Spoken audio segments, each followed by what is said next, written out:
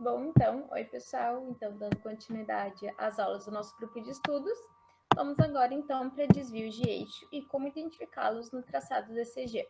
Eu sou Carolina Guimarães Herzog, mais uma vez estou dando as caras aqui para vocês, então agora para a gente falar desse assunto que parece muito complicado, mas na verdade é mais complicado do que parece. Não, brincadeira, gente. Na verdade é bem simples, porque ele segue um padrão, um determinado padrão, que eu vou mostrar para vocês. Bom, vamos lá então. Para entender direitinho, então, primeiro um breve remember, agora da despolarização cardíaca. Então, esse estímulo ele vai seguir de várias direções ao mesmo tempo, cada um sendo representado por um vetor. Lembra das aulas de física, dos vetores?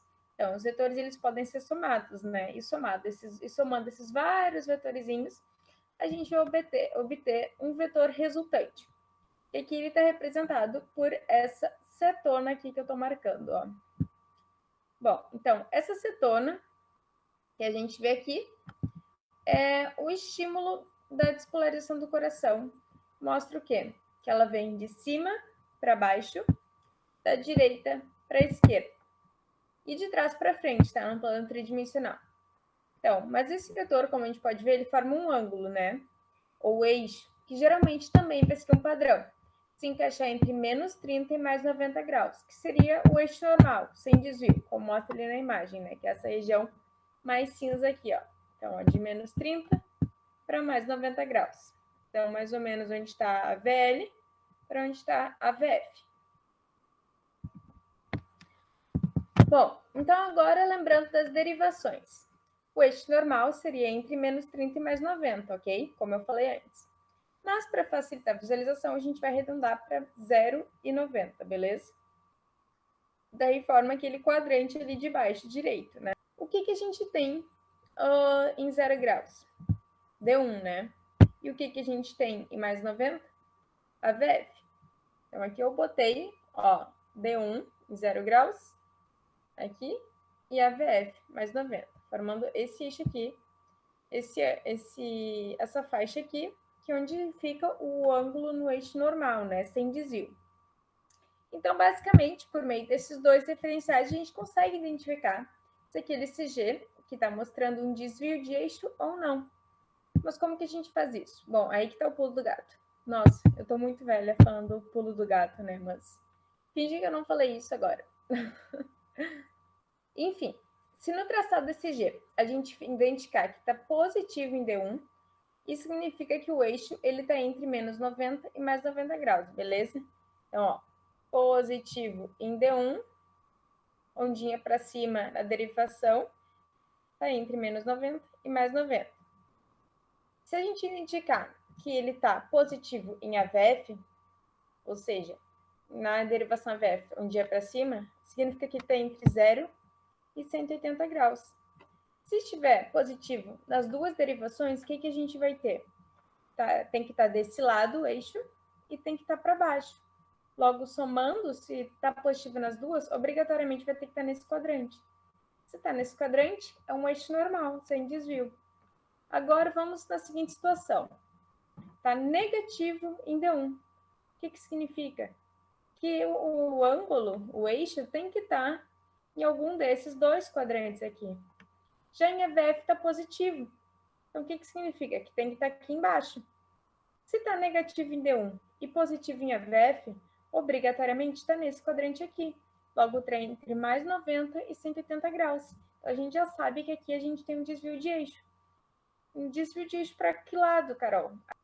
Para a direita. Se tivesse nesse quadrante aqui, seria para a esquerda. Bom, então definindo o eixo.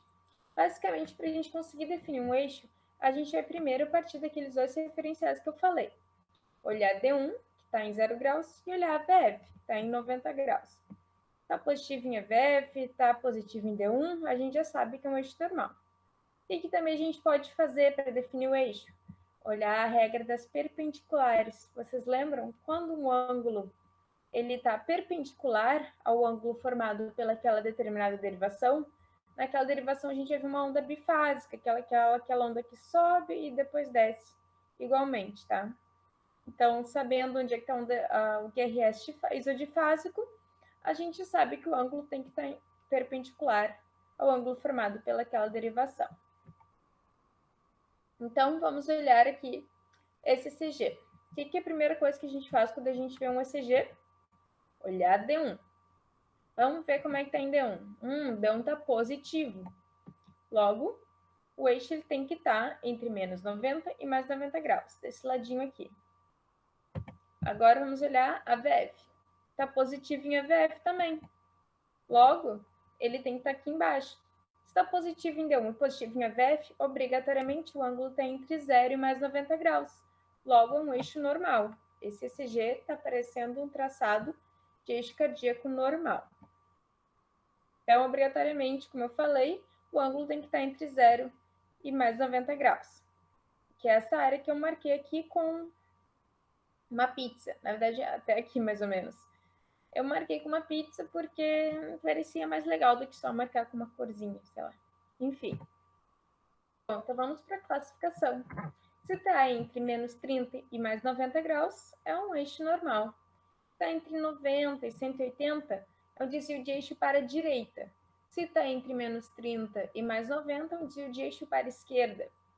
E se está nesse quadrante aqui, a gente chama de um desvio de eixo extremo, tá? É bem raro, tá? É bem raro mesmo. Bom, então agora vamos ver um por um, começando pelo desvio de eixo para a direita. Ele é comum de aparecer em crianças, jovens e adultos longilíneos, porque o que acontece? Em pessoas altas e finas, o coração ele fica mais verticalizado. E é essa verticalização que pode causar um desvio de eixo para a direita. Isso não necessariamente pode te apresentar um problema e é bem comum, tá? Nós também temos como causa de desvio de eixo para a direita a hipertrofia ventricular direita, o infarto da parede lateral, por exemplo, um infarto de ventrículo esquerdo, uma vez que pode ter, então, necrose daquela área e, portanto, ela parar de conduzir estímulo, tá? Nós também temos DPOC e TEP, que TEP faz corpo pulmonar agudo, e são situações em que ocorre sobrecarga de ventrículo direito. Citos inversos, destrocardia também, obviamente. Síndrome de Wolff-Parkinson-White também está nas causas. Cardiopatias congênitas, principalmente aquelas que fazem um enxante da esquerda para a direita, tipo o forame oval patente. Vocês se lembram das aulas de embriologia? Forame oval patente. Por que isso acontece? Porque daí a gente vai ter sangue fluindo do lado esquerdo para o lado direito, que vai causar essa sobrecarga do ventrículo direito. Ritmos ectópicos também, bloqueio divisional póstero inferior e, claro, também troca de eletrodos. Como assim troca de eletrodos? Bom, se na hora de posicionar os eletrodos, para a gente fazer o exame do eletrocardiograma no paciente, a gente troca eles de lado, inverte eles, a gente vai ter uma inversão e vai aparecer um eletro com um traçado indicando o desvio de eixo. E, obviamente, não preciso nem explicar que isso não vai ser patológico, né? É só a gente que trocou os eletrodos ali. Bom, então vamos olhar esse ECG. O que seria, então, um ECG de desvio de eixo para a direita? Primeira coisa, vamos olhar D1. D1 está negativo. O que significa? Que tem que estar obrigatoriamente entre menos 90 e mais 90. O que a gente olha depois? AVF. AVF está positivo. Então, o que nós vamos ter? Que tem que estar aqui embaixo. Logo, juntando essas duas informações, negativo em D1, positivo em AVF, a gente tem que o eixo tem que estar entre mais 90 e 180 graus. Vocês lembram que classificação dessa? Desvio de eixo para a direita. Então, o que nós temos aqui? Um desvio de eixo para a direita, sobrecarga atrial direita, é o caso aqui, e também nós vamos ter uma ataque sinusal aqui nesse ECG. Então, vamos olhar esse outro ECG agora. O que nós temos em D1? Negativo. O que nós temos em EVF? Positivo. Logo, um desvio de eixo para a direita. Esse caso é um caso de um paciente assintomático. Ele é um paciente longilíneo, você lembra que eu falei? E pacientes longilíneos, eles tendem a ter essa verticalização do coração. E geralmente a gente tem, então, um desvio de eixo para a direita não patológico. Bom, e agora, por fim, vamos então de desvio de eixo para a esquerda. A gente vai ter ele quando o ângulo ele estiver apontando entre menos 30 e menos 90 graus. Como eu falei antes, se longilíneos tendem a ter desvio de eixo para a direita, brevilíneos vão apresentar desvio de eixo para a esquerda. Logo, é comum a gente observar um desvio de eixo para a esquerda em idosos, obesos, adultos brevilíneos. Também pode ocorrer na hipertrofia ventricular esquerda, no infarto de parede inferior, assim como o infarto de parede lateral, então causava desvio de eixo para a direita, Então, infarto de parede inferior vai causar desvio de eixo para a esquerda. Assim como em obesos e brevilíneos, também em casos de gestação, de ascite e pessoas com tumores abdominais, também a gente pode ter, então, um certo abaulamento do coração, e isso vai levar, então, a um desvio de eixo cardíaco para a esquerda. Também aqui temos síndrome de Wolff-Parkinson-White, algumas cardiopatias congênitas, ritmos ectópicos e bloqueio divisional anterior e bloqueio de ramo esquerdo. Bom, então vamos olhar aqui esse ECG. Primeira coisa, vamos ver D1. Está positivo em D1, logo tem que estar entre menos 90 e mais 90 graus. Agora vamos olhar a VF, tá? Negativo em AVF. Então não pode estar nessa área aqui de baixo. Juntando essas duas informações, a gente sabe que o ângulo obrigatoriamente tem que estar entre 0 e menos 90 graus. Mas a gente sabe que se tiver entre 0 e menos 30, segue sendo um eixo normal, sem desvio. Então o que a gente vai fazer? A gente vai procurar pela onda difásica, isodifásica, né? Onde é que a gente vê essa onda isodifásica? A linha VF, ó, é a VR. Olha, aqui desce, aqui sobe mais ou menos igual. Então, o que nós temos? Se está isodifásica em AVR e a AVR está em menos 150 graus, a gente sabe que o ângulo tem que estar obrigatoriamente perpendicular a menos 150 graus. Então, pode estar entre mais 120 e menos 160. Só que o que a gente viu antes? Que as informações que a gente obteve com os referenciais de D1 e AVF nos deram que ele tem que estar nesse quadrante. Logo, obrigatoriamente, o ângulo é menos 160 graus. Então, sim, é um desvio de eixo para a esquerda. Então, o que nós vamos ter aqui? Um desvio de eixo para a esquerda.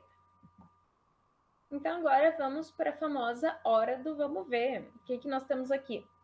Um ECG. Primeira coisa que a gente vai ver para ver se tem desvio. Vamos olhar D1. D1 tá como? D1 tá negativo. Então, o que a gente sabe? Que obrigatoriamente tem que estar pro lado de lá, né? Isso aí, ó. Então, tem que estar entre menos 90 e mais 90 graus. E agora, o que a gente vai ver? Vamos ver a VF, né? A VF tá como? Tá positivo. Então, a gente já sabe que é um desvio de eixo para a direita. O ângulo, ele tem que estar entre mais 90 e 180 graus. Então, um desvio de eixo para a direita. Só que olha que interessante. Esse paciente do eletrocardiograma que a gente acabou de analisar, ele chegou reclamando de dispneia. Então, o que a gente fez? A gente fez um raio-x de tórax nele. E o que a gente tem aqui? Uma DPOC. Aqui nós vemos um aprisionamento de ar.